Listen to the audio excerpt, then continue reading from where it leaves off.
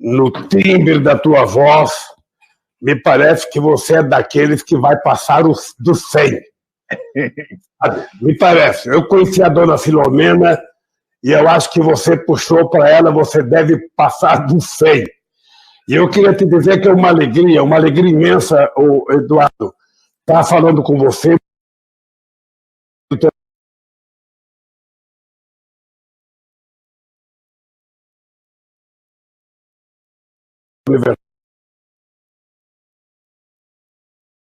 Uma coisa que parece uma profissão de fé, essa tua dedicação pela renda básica, sabe, no nosso país e no mundo, porque cada vez mais, Eduardo, está ficando claro que a renda básica deixou de ser uma ideia do Eduardo Suplicy e ela passou a ser uma necessidade da humanidade.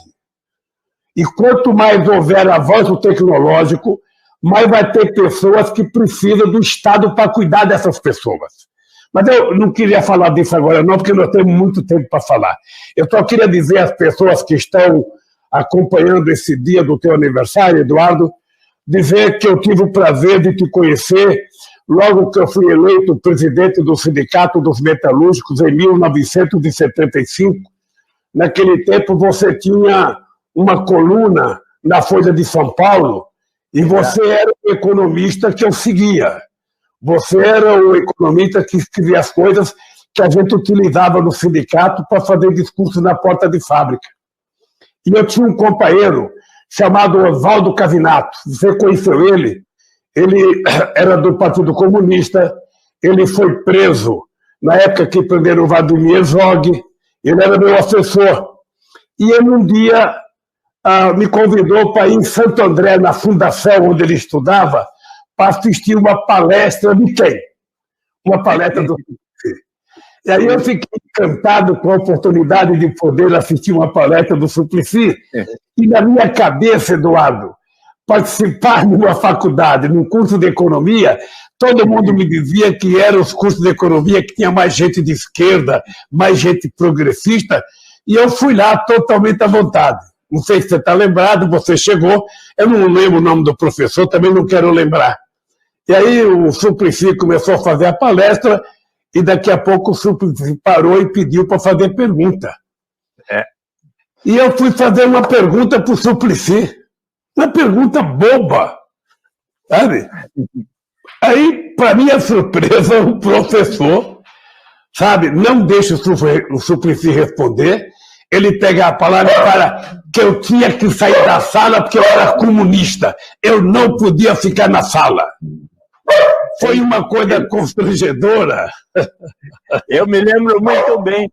Eu tinha falado de como é que o Brasil estava crescendo tanto, mas com forte concentração de renda e riqueza.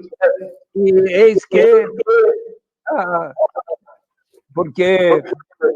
E daí eu disse assim, olha, se vocês se tornarem um dia ministros da economia, como Antônio Delfim Neto, Roberto Campos e outros, vocês precisam estar dialogando não apenas com os empresários, como fazem os ministros da época, mas também com os trabalhadores que serão afetados pelas decisões de política econômica. Também falei de 6 meses antes, eu tinha visitado a China, onde, nos tempos ainda da Revolução Cultural, e ali muitos trabalhadores tinham ingressado na universidade. Então, essas coisas... E daí, terminada a palestra, você faz aquela observação e pergunta, e o professor lá atrás, o que é que vai dizer o diretor da faculdade a hora que souber que está aqui presente um perigoso líder sindical? E você, então, ficou um pouco sem graça, saiu da sala, o Devani Ribeiro estava junto, mas você esperou acabar a aula, depois que eu acabei de responder as perguntas, e no pátio ficamos conversando bastante. E daí você me disse, Eduardo, apareça lá no sindicato, vamos continuar a conversar. E aí, muitas vezes, eu passei a visitar você e os seus companheiros lá, no Wagnerino, Devani, Djalma Bom e tantos outros, e conversamos bastante, a ponto de, quando chegou 1978 e tinham indicado meu nome para ser candidato a deputado estadual pelo MDB, você aceitou fazer um diálogo comigo na Barão de Itapetininga, no calçadão, em frente à Livraria Brasilense.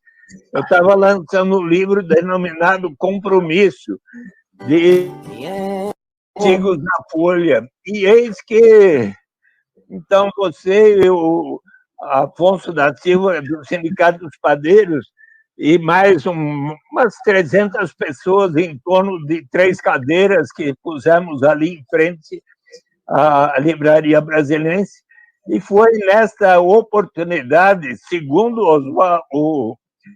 o seu secretário de Relações de Trabalho que estava assistindo, ele disse, olha, naquele diálogo foi a primeira vez que o Lula elaborou sobre a proposta da formação de um partido dos trabalhadores. E esse diálogo está registrado no meu livro que você tem, Renda de Cidadania, a saída é pela porta. Então... Mas, Eduardo, eu queria começar por esse fato, porque para as pessoas saberem que nós nos conhecemos, de fato, em 1975, o PT só nasceu em 80, mas antes do PT nascer, nós tivemos várias reuniões, porque você era uma referência para nós no sindicato quando se tratava de discutir economia. Depois você foi eleito deputado pelo MDB, deputado estadual, nós tivemos uma boa relação. Enquanto você é deputado, eu ia muito lá, tinha o Geraldinho Siqueira, tinha o Serginho dos Santos, tinha o Marco Aurélio Ribeiro, tinha o Almir Pazernotto, que depois todo mundo virou muito amigo, né?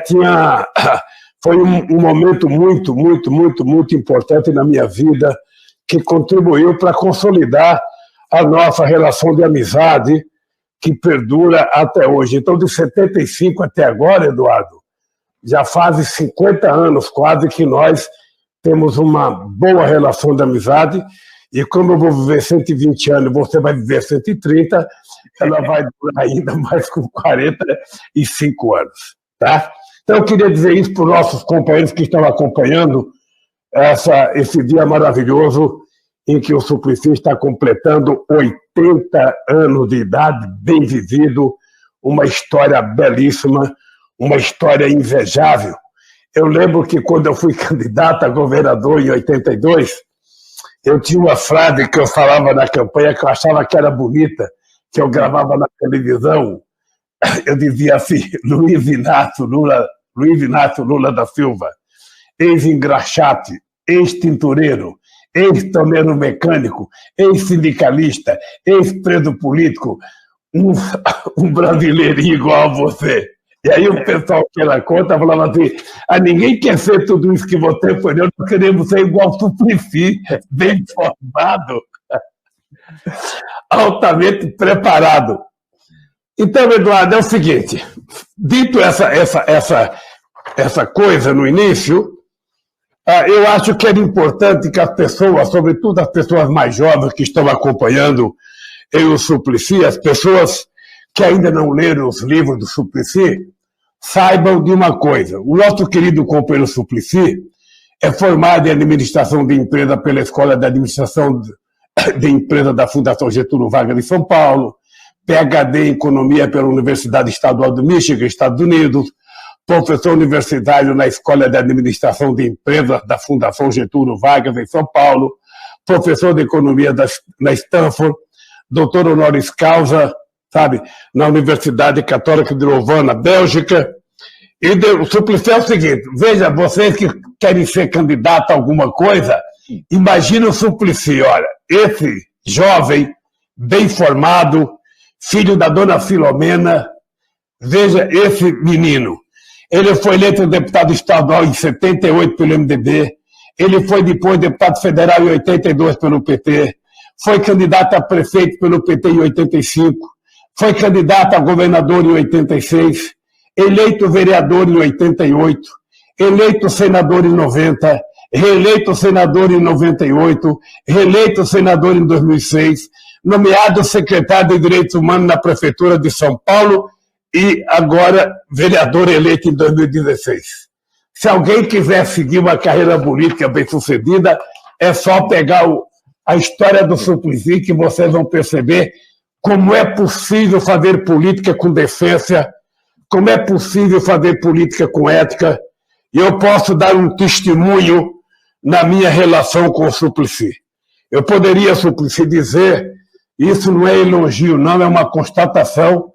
Eu acho que pode ter um ser humano com uma alma igual a do Suplicy, com um coração igual ao do Suplicy, mas eu duvido que exista alguém melhor, mais solidário, alguém mais companheiro, alguém mais leal na relação.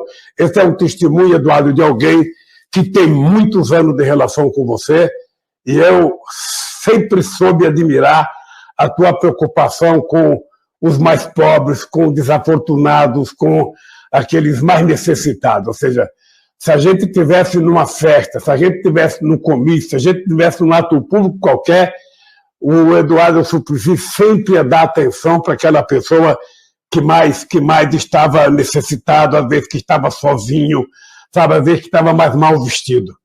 E por tudo isso, Eduardo, essa constatação que eu fiz é para te perguntar o seguinte: quando foi a primeira vez que te veio na cabeça a ideia da renda básica?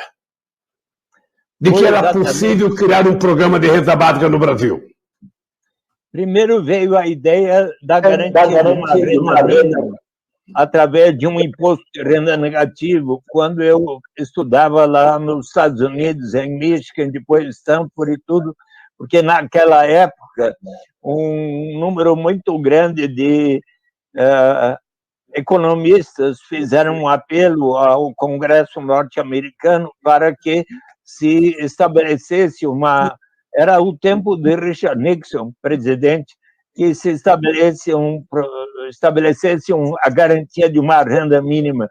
Nixon chegou a chamar Daniel Patrick Moynihan, que havia sido um auxiliar dos programas de combate à pobreza de John Kennedy e Lyndon Johnson, para formular uma proposta, e ali se desenvolveu.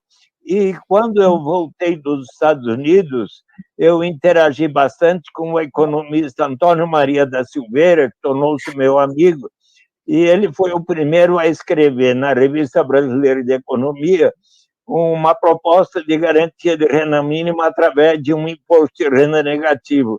Eu muito interagi com ele, e quando eu tornei-me senador pela primeira vez pelo PT, aí teve um episódio que acredito você vai se lembrar, porque era o início de 91, eu ainda iria tomar posse, e teve um seminário, uma reunião no Instituto Cajamar,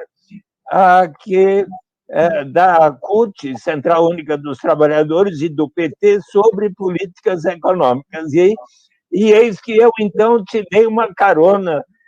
Como é que chamava o carro?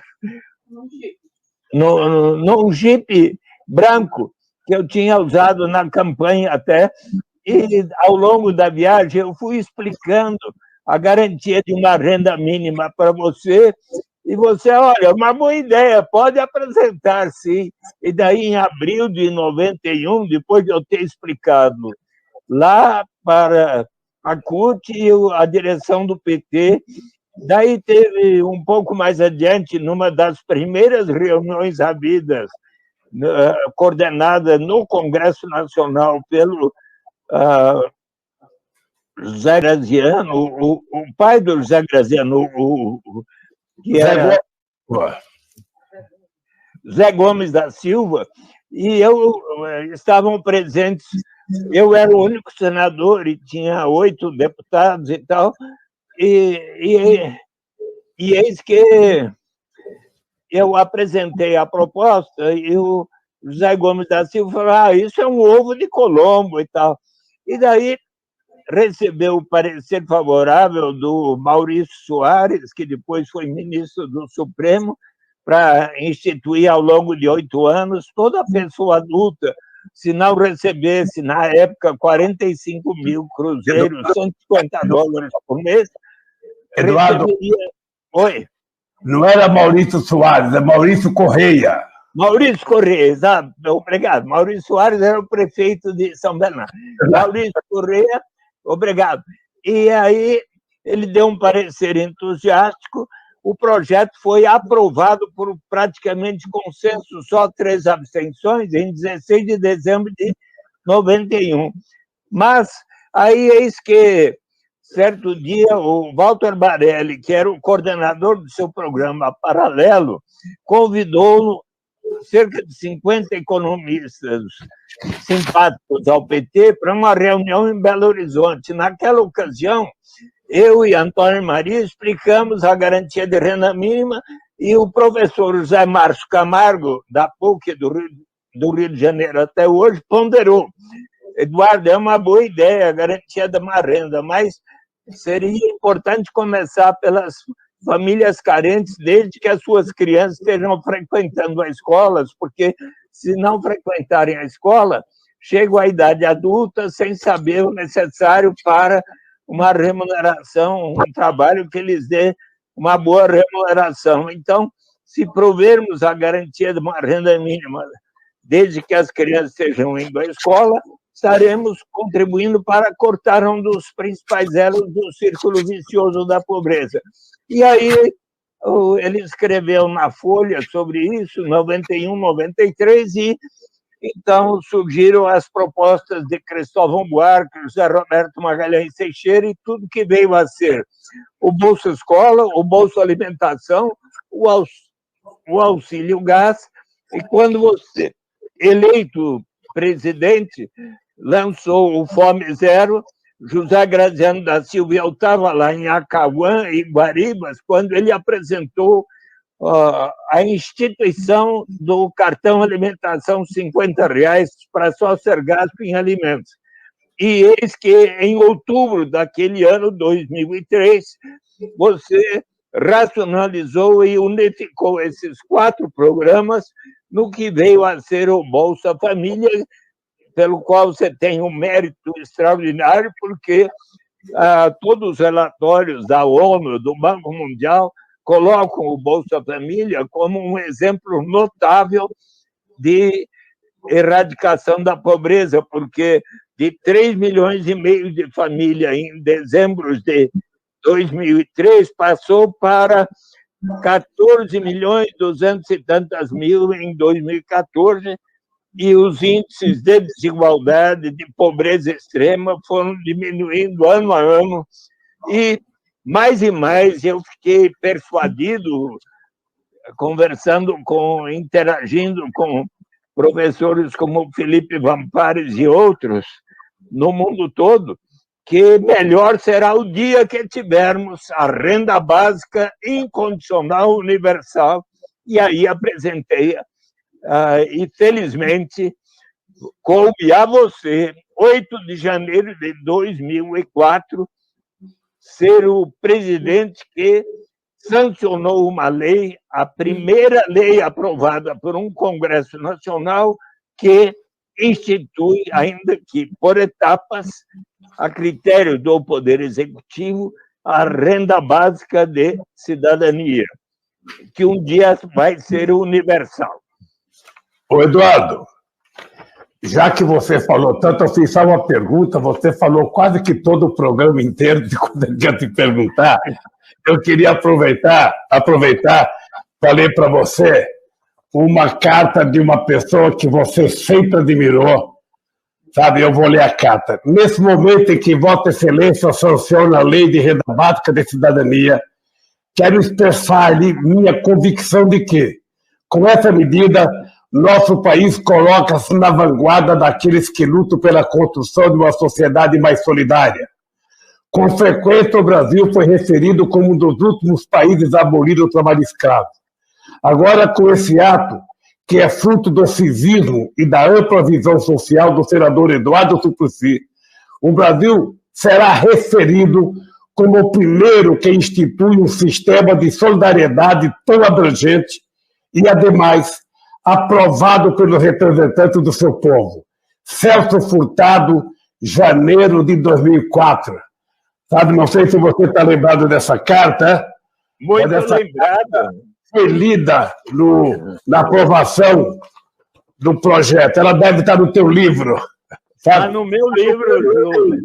Você me deixa muito contente de lembrar pessoas como o Celso Furtado. Deixe-me lembrar também outro grande pensador brasileiro, autor de Geografia da Fome, Geopolítica da Fome, Josué de Castro. Eu estava com você em Recife, o prefeito João Paulo, com quem eu estive na semana passada por uma live falando da renda básica, e lembrei do episódio tão bonito de homenagem a Josué de Castro. Estava presente a filha dele, e eis que Josué de Castro faria 100 anos de idade.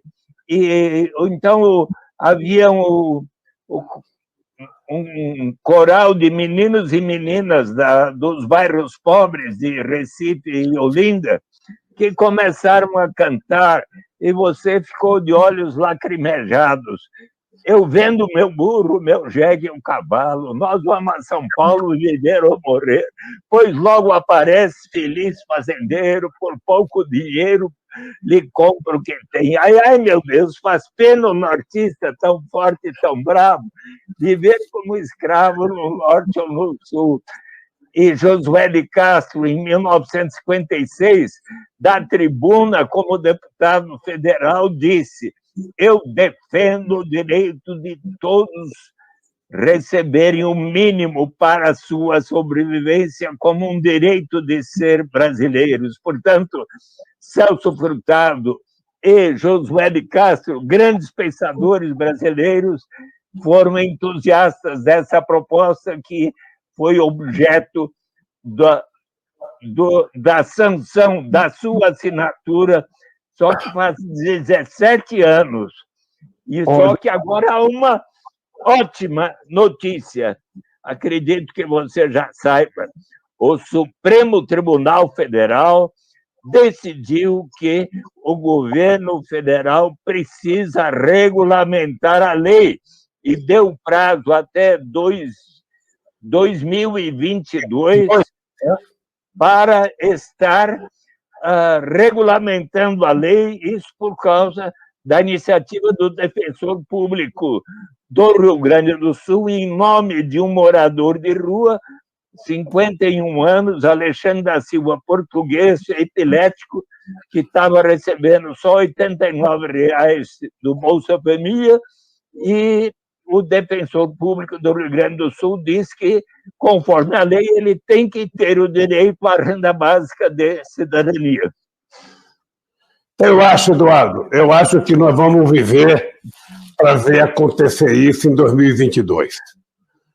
Obviamente que o povo brasileiro vai ter que acompanhar com muito carinho, porque a eleição de 2022 ela passa efetivamente pela construção do Brasil que o povo brasileiro tanto sonha, tanto almeja e que, às vezes, não consegue tornar realidade. Veja, eu tenho clareza, Eduardo, que nós conseguimos fazer a mais forte política de inclusão social que esse país já conheceu e que parte das coisas que foram feitas estão desmontadas. Significa que a gente vai ter que ter todo um trabalho.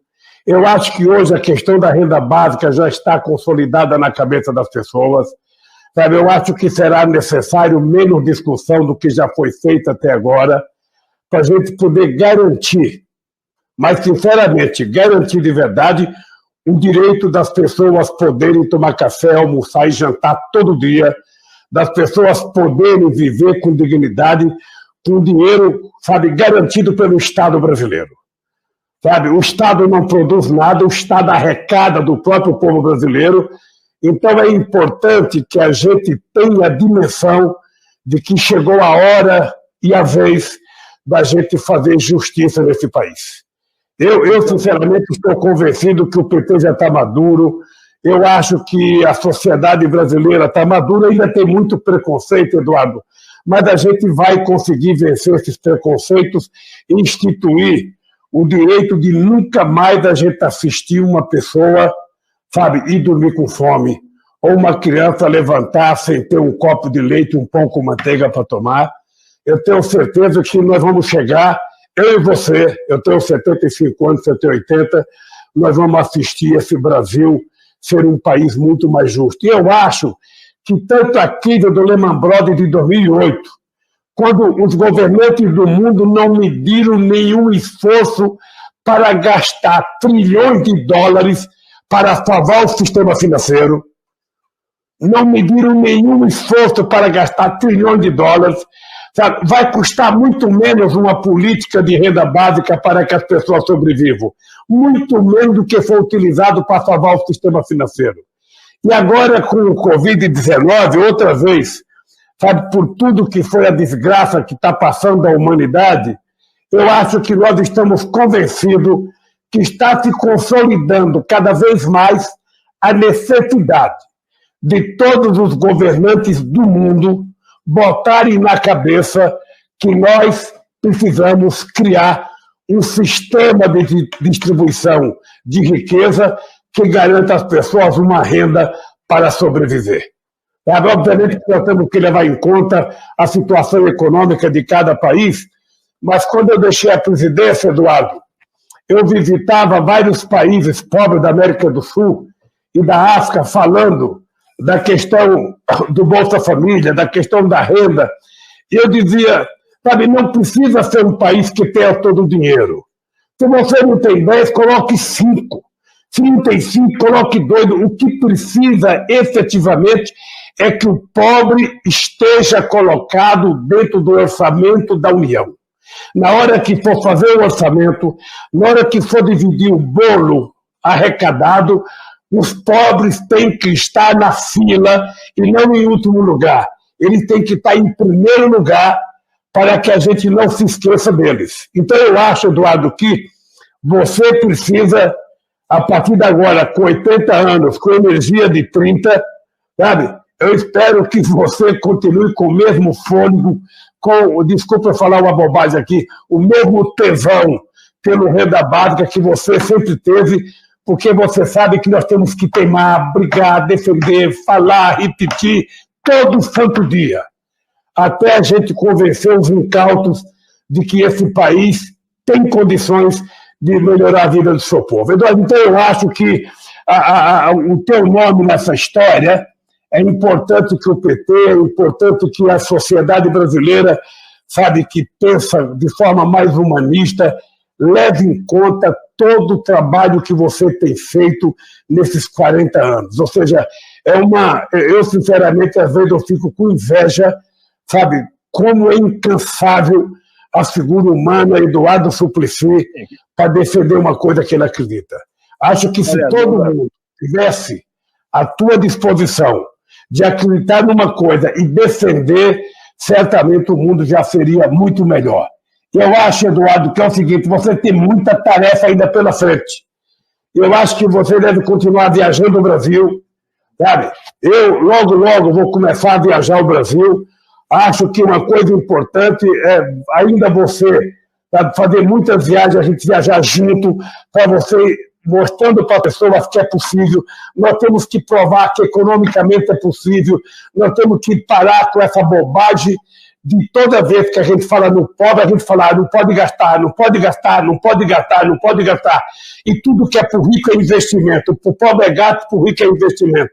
Quando, na verdade, o melhor investimento que um governo faz é cuidar do seu povo para que ele possa ter acesso às coisas necessárias à sobrevivência humana. Então, Eduardo, é o seguinte, eu queria que você falasse um pouco.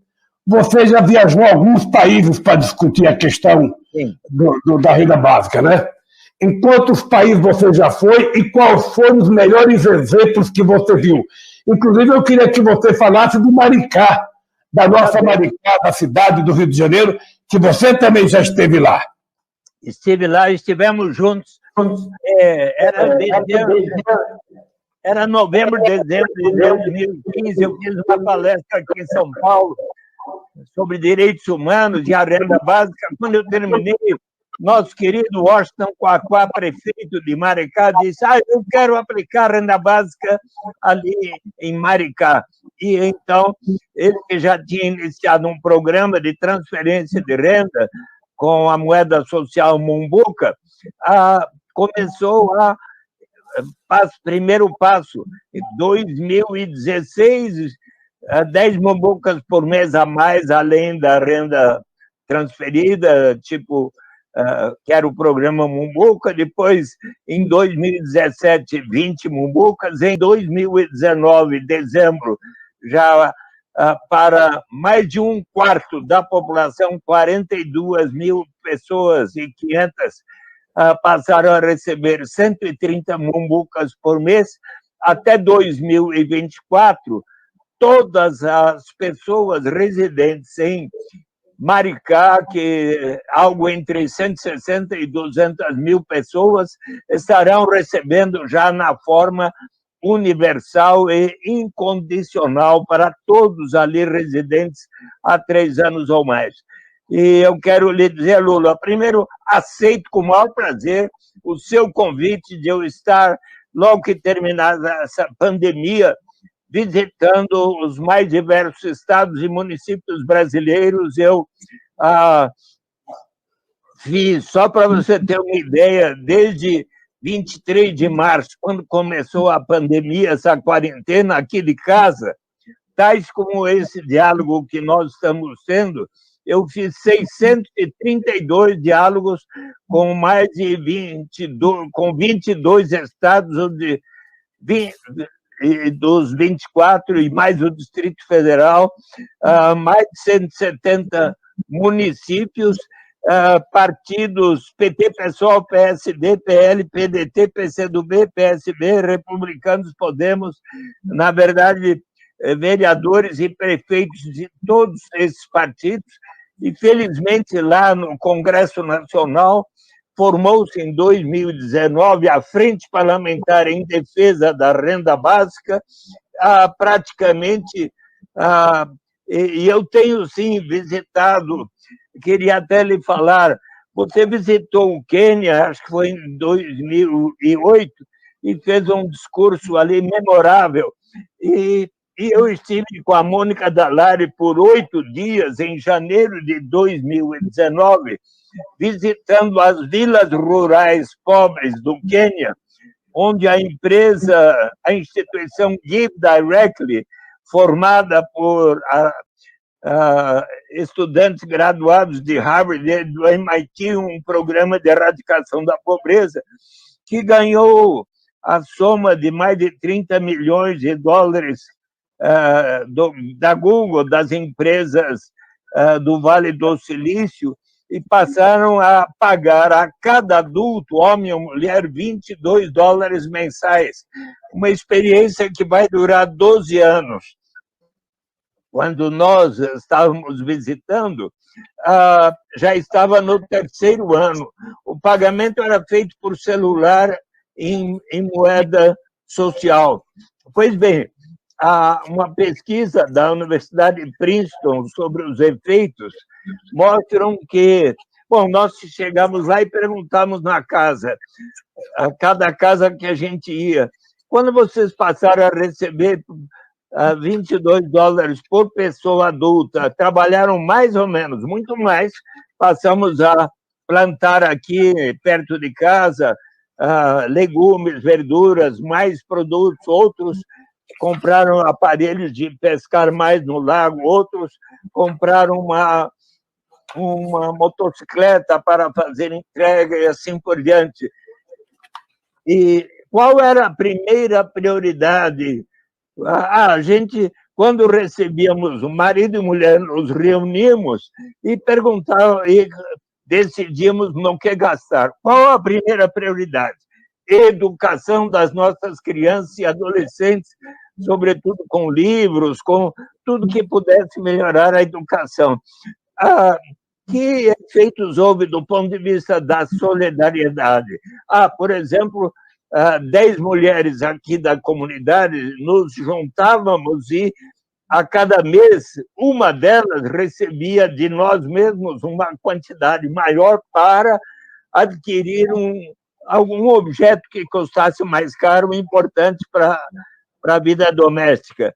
Que mais efeitos houveram? A violência doméstica contra a mulher diminuiu em 51%, a violência sexual caiu 66%, e especialmente as mulheres se sentiram com muito maior grau de autonomia, de liberdade. Houve, portanto, muito mais paz nas famílias.